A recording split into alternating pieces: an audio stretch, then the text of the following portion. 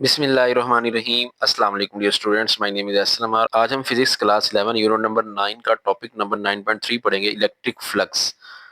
Electric flux क्या होता है, इसकी डिफाइन, और मैक्सिमम फ्लक्स कब होता है, मिनिमम फ्लक्स कब होता है, इसके अलावा फ्लक्स का यूनिट क्या होता है, ये कौन सी क्वांटिटी है, ये सारी चीज़ें इस वीडियो में देखेंगे। तो आइए वीडियो को स्टार्ट करते हैं। सबसे पहले, जैसा कि इस टॉपिक का नेम है इलेक्ट्रिक फ्लक्स, यहाँ पे जो फ्लक्स का वर्ड आ रहा है, इस फ्लक्स का मीनिंग क्या है। पहली बात, ये जो फ्लक्स है ये एक लैटिन वर्ड है जिसका मीनिंग होता है फ्लो करना। ठीक है, फ्लक्स का मतलब क्या होता है, फ्लो करना। फॉर एग्जाम्पल, अगर हम बात करें, हमारे पास ना लेट एक वाटर पाइप है, ये हमारे पास कोई पाइप है, ठीक है, इसके अंदर से ना वाटर फ्लो कर रहा है, तो वो क्या होगा, वाटर का फ्लक्स होगा जिसके अंदर वाटर फ्लो कर रहा है।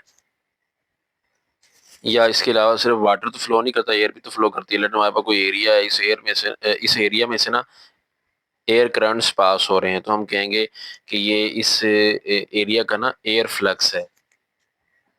अब चलते हैं आज के टॉपिक की तरफ। जो हमारा टॉपिक है वो फ्लक्स ही है, लेकिन है इलेक्ट्रिक फ्लक्स। अब यहाँ इलेक्ट्रिक फ्लक्स से मुराद है इलेक्ट्रिक फील्ड लाइंस का फ्लो करना। ठीक है, क्योंकि हम इलेक्ट्रिक इस चैप्टर में जो पढ़ रहे हैं ना, वो इलेक्ट्रिक फील्ड पढ़ रहे हैं। अभी सबसे पहले टॉपिक में भी यही पढ़ा था, फिर माइकल फेराडे ने इलेक्ट्रिक फील्ड का कॉन्सेप्ट दिया, उससे हम इसको लेके चल रहे हैं, उसी से नेक्स्ट टॉपिक है ना। तो यहाँ मतलब इलेक्ट्रिक है, इलेक्ट्रिक फील्ड लाइंस का किसी सर्टेन एरिया में से फ्लो करना, उसको हम कहते हैं इलेक्ट्रिक फ्लक्स। जैसा कि इसकी डिफाइन है, the number of field lines, यहाँ पे फील्ड लाइंस मुराद भाई इलेक्ट्रिक फील्ड लाइंस को कह रहे हैं, passing through a certain element of area. हमारे पास कोई एरिया एलिमेंट है, उसके अंदर से कितनी इलेक्ट्रिक फील्ड लाइंस पास कर रही हैं, वो उस एरिया का क्या कहलाता है, इलेक्ट्रिक फ्लक्स कहलाता है। अगर हम देखें, यहाँ डायग्राम बनी हुई है, बुक वाली सेम डायग्राम है, ये इलेक्ट्रिक फील्ड लाइंस हैं, जा रही हैं आउटवर्ड है। ठीक है, पॉजिटिव चार्ज की वजह से इलेक्ट्रिक फील्ड लाइंस होंगी ना, ये आउटवर्ड डायरेक्शन में। अब इन इलेक्ट्रिक फील्ड लाइंस के रास्ते में ना दो एलिमेंट एरिया रखे हुए हैं। एक ये ए है, इसके अंदर से एक दो तीन चार चार इलेक्ट्रिक फील्ड लाइंस पास कर रही हैं। तो इसलिए इसका जो फ्लक्स है वो कितना होगा, वो इलेक्ट्रिक फ्लक्स इसका होगा 4, क्योंकि चार लाइन पास कर रही हैं। इसी तरह बी सरफेस की अगर हम बात करें, बी सरफेस के लिए इलेक्ट्रिक फ्लक्स कितना होगा, बी में से देखिए कितनी इलेक्ट्रिक फील्ड लाइंस पास कर रही हैं, वो 2 कर रही हैं। तो इसलिए बी एरिया जो है इसका इलेक्ट्रिक फ्लक्स वो 2 होगा। तो number of electric field lines passing through a certain element of area is known as electric flux through that area. यहाँ से अगर हम गौर करें ना, तो हमारा जो इलेक्ट्रिक फ्लक्स है वो दो चीज़ों से डिटरमाइन हो रहा है। कौन कौन सी दो चीज़ें, एक इलेक्ट्रिक फील्ड लाइंस और दूसरा एरिया। ठीक है, मतलब अगर हमने फ्लक्स निकालना हो तो हमें दो चीज़ें चाहिए। क्या जी, इलेक्ट्रिक फील्ड। अब देखिए, इलेक्ट्रिक फील्ड लाइंस किसी पॉइंट से कितनी पास कर रही हैं, वो इलेक्ट्रिक फील्ड इंटेंसिटी होती है ना। तो इसलिए हम यहाँ पे इलेक्ट्रिक फील्ड को इलेक्ट्रिक फील्ड इंटेंसिटी लिख लेते हैं। ठीक है, मतलब हमें एक इलेक्ट्रिक फील्ड इंटेंसिटी और दूसरी चीज़ एरिया चाहिए। ठीक है, फ्लक्स डिटरमाइन करने के लिए अगर हमें ये दोनों चीजें पता हो तो हम फ्लक्स डिटरमाइन कर सकते हैं। तो इलेक्ट्रिक फील्ड इंटेंसिटी के लिए जो सिंबल यूज होता है वो होता है ई। ठीक है, ई इलेक्ट्रिक फील्ड वेक्टर क्वांटिटी पर वेक्टर भी डालेंगे। और यहाँ पे जो एरिया यूज होगा ना, वो एरिया सिंपल एरिया यूज नहीं होगा, वो जो लेंथ मल्टीप्लाई बाय विड्थ होता है, यहाँ पे एरिया यूज होगा एरिया वेक्टर। ठीक है, यहाँ पे वेक्टर एरिया यूज होगा। अब वेक्टर एरिया क्या होता है वो भी मैं आपको बता देता हूँ। इस चीज को समझने के लिए कि एरिया वेक्टर क्या होता है, लेट हमारे पास ना एक सरफेस है। ठीक है, जो हमारे पास सरफेस एरिया है।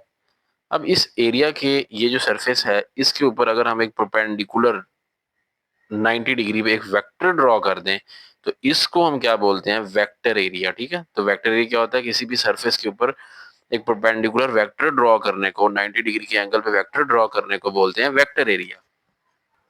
अब ये जो वेक्टर एरिया होता है ना, ये हमें बेसिकली ना एरिया की मैग्नीट्यूड बता रहा होता है कि एरिया की मैग्नीट्यूड कितनी है और एरिया की ओरिएंटेशन क्या है। तो वेक्टर एरिया हमें दो इंफॉर्मेशन प्रोवाइड करता है, नंबर 1 मैग्नीट्यूड और नंबर 2 क्या है, ओरिएंटेशन। अब यहाँ पे ओरिएंटेशन से मुराद क्या है, ओरिएंटेशन से मुराद बेसिकली ये है कि इलेक्ट्रिक हमारे पास ना ये कोई इलेक्ट्रिक फील्ड लाइंस हैं। ठीक है, अब हमारा जो एरिया है वो इलेक्ट्रिक फील्ड लाइंस के पैरेलल पड़ा हुआ है या कि वो परपेंडिकुलर पड़ा हुआ है। ठीक है, ये बताएगा हमें, कौन बताएगा, ये हमें वेक्टर एरिया बताएगा। तो मतलब ये हो गया, किसी भी प्लेन के अंदर हम एरिया की जो ओरिएंटेशन है उसको बताने के लिए यूज करते हैं वेक्टर एरिया। अब फॉर एग्जांपल ये मेरे पास ना कोई सरफेस एरिया है, ठीक है। अब अगर मुझे कहा जाए कि इसका वेक्टर एरिया किधर होगा, तो मैंने क्या करना है, इसके 90 डिग्री पे यूं करके ना एक लाइन लगा देनी है, यूं 90 डिग्री पे, ठीक है। इसके ऊपर ऐसे 90 डिग्री पे जब मैं लाइन लगा दूंगा तो वो क्या हो जाएगा, वो इसका वेक्टर एरिया हो जाएगा, ठीक है। ये इसका वेक्टर एरिया होगा यूं करके 90 डिग्री पे, ठीक है। इस सरफेस के ऊपर 90 डिग्री पे वेक्टर ड्रॉ करने को बोलते हैं वेक्टर एरिया। ये डायग्राम मैंने यहाँ बनाने की कोशिश की थी, लेकिन चूंकि ये पेज के ऊपर बनेगी ना, तो इसलिए ज़रा वो शायद क्लियर समझ ना आई हो। अब जैसे मैंने आपको बताया उस तरह आप इसको ज़हन में इसका स्केच बना लें कि वेक्टर एरिया ऐसे होता है। तो अब हम जो है इलेक्ट्रिक फ्लक्स की मैथमेटिकल फॉर्म बना लेते हैं। मैथमेटिकल फॉर्म कैसे बनेगी, फाई उसका सिंबल है इलेक्ट्रिक फ्लक्स का, नीचे छोटा सा ई लिखते हैं, mean electric flux. Phi mean flux है, ई मीन इलेक्ट्रिक फ्लक्स है, क्योंकि मैग्नेटिक फ्लक्स भी होता है ना, इसलिए उसके साथ बी लिखते हैं, तो इसलिए यहाँ पे ई लाजमी लिखें जो कि ये मेंशन करेगा कि ये हमारा इलेक्ट्रिक फ्लक्स है। वो क्या क्या है जी, डॉट प्रोडक्ट है किस किस का, electric field intensity E vector, और उसके ऊपर साथ में क्या आता है, एरिया वेक्टर। तो dot product of electric field intensity and vector area is known as electric flux. अब इस फार्मूले को अगर हम सिंप्लीफाई करें, मैग्नीट्यूड फॉर्म में लिखे, तो हमारे पास कौन सा आएगा, कॉस थीटा आएगा या साइन थीटा। डॉट प्रोडक्ट है तो कॉस थीटा आएगा, ठीक है। अब ये कौन सी क्वांटिटी होगी, क्योंकि हमने पढ़ा हुआ when two vectors are multiplied and give a resultant as a scalar quantity then the product is known as scalar product. तो इसलिए ये जो इलेक्ट्रिक फ्लक्स है ये कौन सी क्वांटिटी होगी, it is a scalar quantity. तो स्केलर प्रोडक्ट का जो टॉपिक है उसमें आप ये एग्जांपल भी दे सकते हैं फ्लक्स की। इसमें हम दो वेक्टर्स को मल्टीप्लाई कराते हैं और हमें आंसर जो है वो स्केलर क्वांटिटी मिल रही। तो ये स्केलर क्वांटिटी है। अगर हम इसके एसआई यूनिट की बात करें, फ्लक्स का एसआई यूनिट कैसा होगा वो निकाल लेते हैं। अब ये इलेक्ट्रिक फील्ड का ना हम अभी पीछे निकाल के आए हैं यूनिट। इलेक्ट्रिक फील्ड का फार्मूला होता है ना एफ ओवर क्यू।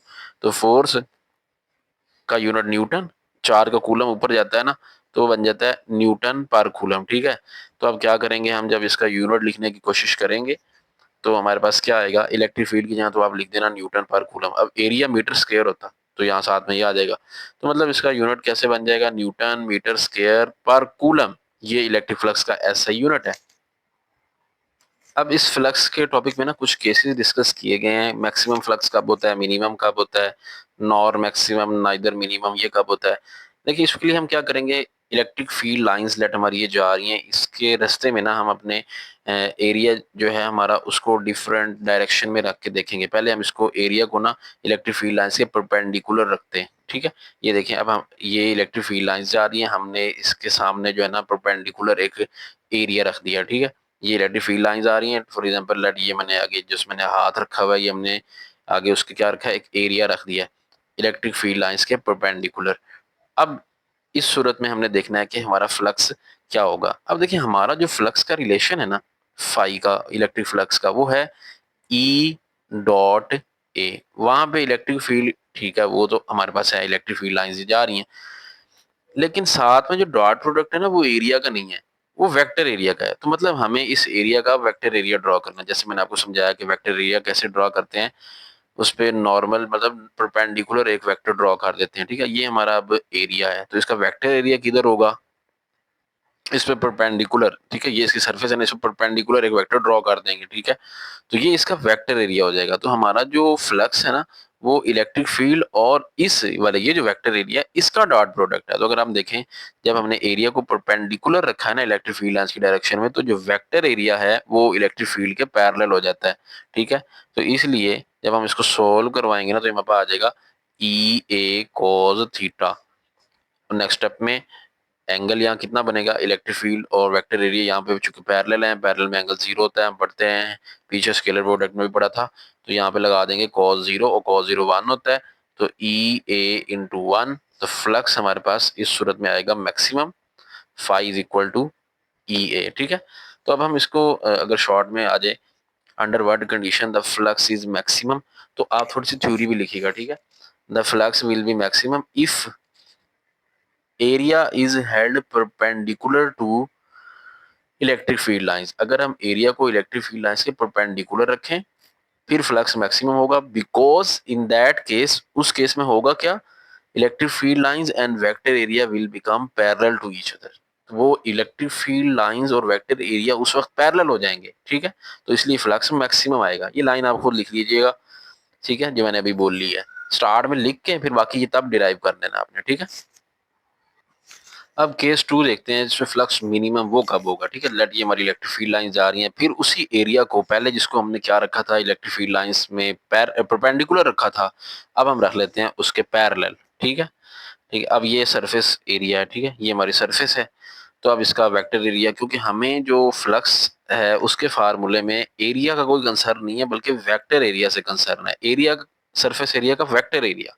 अब इसका वेक्टर एरिया किधर होगा, ये इसकी सरफेस है तो इस पे 90 डिग्री पे वेक्टर ड्रॉ करेंगे, ये इसका वेक्टर एरिया हो जाएगा। अब आप देखें इलेक्ट्रिक फील्ड लाइंस और वेक्टर एरिया के दरमियान जो एंगल है वो 90 बनेगा, यहाँ परपेंडिकुलर हो जाएंगे, ठीक है, वहां पैरेलल हुए थे। इलेक्ट्रिक फील्ड और वेक्टर एरिया यहाँ पे परपेंडिकुलर हो गए हैं, तो E A cos theta, theta को मैं डायरेक्टली पुट कर रहा हूँ कॉस 90, ठीक है। कॉस 90 कितना होता है, 0। तो नेक्स्ट स्टेप में कॉस 90 यहाँ 0 लिख देंगे, तो हमारे पास जो इसका आंसर आ जाएगा वो कितना आएगा, phi E is equal to 0। तो electric flux in that case is 0। अब इसकी थ्योरी हम स्टार्ट में कैसे लिखेंगे, अगर क्वेश्चन आ जाता है under what condition the flux is minimum, तो आप लिखना है the flux will be minimum if area is held parallel to the electric field lines. अगर हम एरिया को इलेक्ट्रिक फील्ड लाइन से पैरेलल रखेंगे तो उस सूरत में जो इलेक्ट्रिक फ्लक्स है वो 0 आएगा, because in that case vector area is perpendicular to the electric field line. Vector area electric field line के परपेंडिकुलर हो जाएगा जब हम एरिया को पैरेलल रखेंगे, ठीक है। तो ये फ्लक्स इस तरह करके 0 आ जाएगा। स्टार्ट में वो लाइन आप लिख लेंगे तो आपके ये शॉर्ट क्वेश्चन क्लियर हो जाएंगे। उसके बाद ना एक तीसरा केस भी ना बुक पर डिस्कस किया गया कि जब हमारा जो एरिया है वो इलेक्ट्रिक फील्ड लाइंस के ना तो पैरेलल पड़ा हो ना परपेंडिकुलर पड़ा हो। पहले केस में हमने देखा था ना परपेंडिकुलर था, सेकंड में पैरेलल था। अब तीसरा है कि ना इलेक्ट्रिक फील्ड लाइंस के जो एरिया है हमारा वो ना पैरेलल पड़ा हुआ है ना ही परपेंडिकुलर पड़ा हुआ है, ठीक है। तो उस सूरत में क्या होगा, जो हमारा वेक्टर एरिया बनेगा ना, ये देखिए अब हमारी ये सरफेस है तो वेक्टर एरिया इधर बनेगा। तो अब जो वेक्टर एरिया बन रहा है ना, अगर आप देखें वो इलेक्ट्रिक फील्ड लाइंस के साथ ना तो 90 का एंगल पे है ना ही 0 के एंगल पे है। तो ना फ्लक्स मैक्सिमम हो सकता है ना मिनिमम हो सकता है। पैरेलल होता तो चलें, वो वेक्टर एरिया और इलेक्ट्रिक फील्ड लाइन पैरेलल होते तो हम कहते हैं मैक्सिमम है, अगर परपेंडिकुलर होते तो हम कहते हैं मिनिमम है। अब इस सूरत में देखें वो ना मैक्सिमम है ना मिनिमम वाली कंडीशन पूरी हो रही है। तो इस सूरत में हम क्या करते हैं, फिर इस सूरत में जो हमारा फार्मूला होता है वो जस्ट यही होता है, phi is equal to E A cos theta. अब चूंकि थीटा हमारे पास है ही नहीं यहाँ पे, ठीक है ना, वो हम पुट ही नहीं कर सकते, ना 90 पुट कर सकते हैं ना या 0 पुट कर सकते हैं, बल्कि यहाँ पे तो वो कुछ और ही बन रहा है। तो जब तक हमें थीटा का नहीं पता, हम जो है वो यहाँ पे थीटा का जगह कुछ भी पुट नहीं कर सकते। तो इसलिए ना यहाँ फ्लक्स मैक्सिमम है ना मिनिमम है। ये एक स्पेशल केस है कि अगर एंगल का हमें पता ना हो, समझ ना आ रही हो एंगल क्या बन रहा है, तो फिर हम ऐसे लिख दिया करेंगे phi is equal to E A cos theta. फिर थीटा जब हमें कोई बताएगा तो हम यहाँ पुट करके आंसर निकालेंगे, वरना हम यहीं पे छोड़ देंगे इसको, ठीक है। उसके बाद इस टॉपिक को लिखना किस तरह है, ये शॉर्ट क्वेश्चन है। आ जाएगा define electric flux right it's mathematical form. तो ये दोनों डिफाइन ही आप लिख दीजिएगा, ठीक है। ये डेफिनेशन भी लिख देनी है आपने और साथ में दूसरी भी लिख लेनी है, ठीक है। Scalar product of electric intensity and vector area is known as electric flux, ये भी लिख देना, ठीक है। और इसको किससे रिप्रेजेंट करना है, फाई ई से रिप्रेजेंट करेंगे, ठीक है। और साथ में उसका फार्मूला ई डॉट है। उसके बाद एग्जाम्पल भी दे देनी है ये कि ए जो हमारा एलिमेंट एरिया है उसमें से 3 लाइन गुजर रही है तो उसका फ्लक्स 3 होगा, इसमें 2 गुजरे उसका 2 हो जाएगा, ठीक है। ये आपने नीचे मेंशन कर देना है, तो ये आपने नीचे लिख देना है। उसके बाद बता देना मैक्सिमम फ्लक्स कब होता है और मिनिमम फ्लक्स कब होता है। ये आप यूं भी लिख सकते हैं जैसे मैंने बोला था, या वो उस तरह लिख लें, ठीक है। हो सकता है आपके कुछ टीचर्स जो हैं वो इसको गलत कर दें। वो असल में गलत इसलिए कर देते हैं कि वो सेम टू सेम बुक वाला चेक करते हैं, कंसेप्ट नहीं देखते। बच्चे ने कंसेप्ट लिखा है, हालांकि इसका कंसेप्ट में कितना मुताबिक ये बिल्कुल ठीक लिखा हुआ है। Electric flux will be maximum if vector area is held parallel to the electric field lines, ठीक है। अब इसमें ना उन्होंने ये डायरेक्ट ही बता दिया है कि जो इलेक्ट्रिक फ्लक्स है वो कब मैक्सिमम होगा, अगर vector area parallel to the electric field है। बात ही सारी वेक्टर एरिया की है ना, क्योंकि इसमें एरिया का क्योंकि रोल ही नहीं है, सारा रोल ही वेक्टर एरिया का है, ठीक है। लेकिन कुछ टीचर कहते हैं यूं करके लिखें कि if electric flux will be maximum if area is held perpendicular to the electric field lines then vector area will become parallel. तो सारा लिखें, वो यूं कहते हैं, ठीक है। लेकिन ऐसे भी अगर आप लिख दें तो ये ठीक है, ये गलत नहीं है, ये कंसेप्ट के मुताबिक बिल्कुल ठीक लिखा हुआ है। और इसके बाद यूं करके आप उसको डिराइव कर देंगे कि फ्लक्स मैक्सिमम कैसे आता है, ठीक है। फ्लक्स मैक्सिमम यहाँ तक डिराइव कर देंगे, फिर मिनिमम फ्लक्स की हेडिंग लगा के उसी तरह लिखेंगे। लिख के यूं फ्लक्स को जीरो निकाल लेंगे, ठीक है। Phi is equal to E dot A, E A cos 90 zero, तो फ्लक्स मिनिमम आ जाएगा।